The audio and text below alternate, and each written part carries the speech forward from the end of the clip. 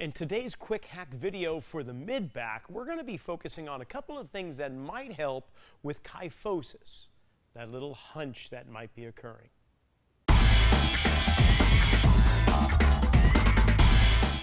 So the mid-back or thoracic spine should have a subtle curve to it. It's the opposite direction that the neck and the lower back may have.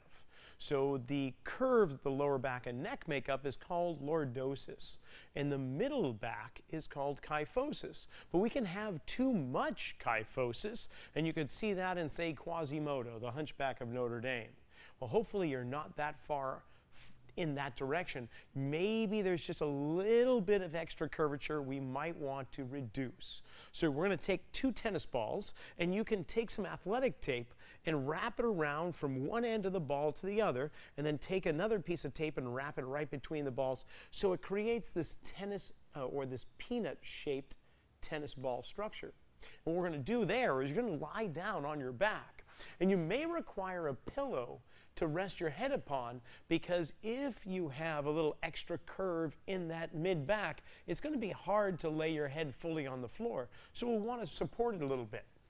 We're going to take the tennis balls, all taped together, and we're going to place it right in the middle of our back, right near the bottom of the rib cage.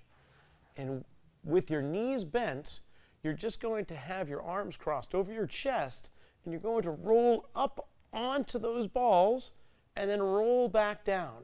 Now, it may not feel all that pleasant, kind of like somebody's digging their elbows right into your back, but it will start to soften as you go. Now, I've just moved myself down an inch, so the balls roll up toward my shoulders an inch, and I'm going to repeat that kind of crunching action and then lay back down.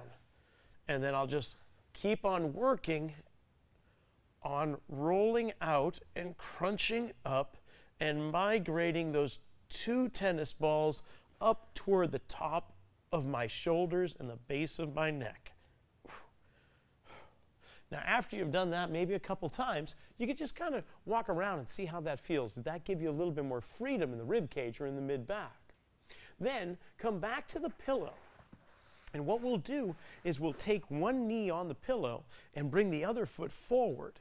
Because could it be that the muscles in your hips are pulling and creating the hunch in the mid-back? So if we were to open up the hips, would that give us better posture and help to reduce the curve in that mid-back?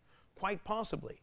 So I've got one knee on the pad, one foot forward, and I'm just going to try and level off my pelvis. So your waistband, rather than tilting forward in the front, we want to kind of pull that up gently so that the waistband itself is nice and level. And in this position, I might start to try and open up my mid-back while getting some space in my hip.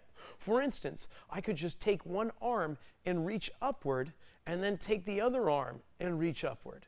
I could take one arm and reach back, or the other arm and reach back.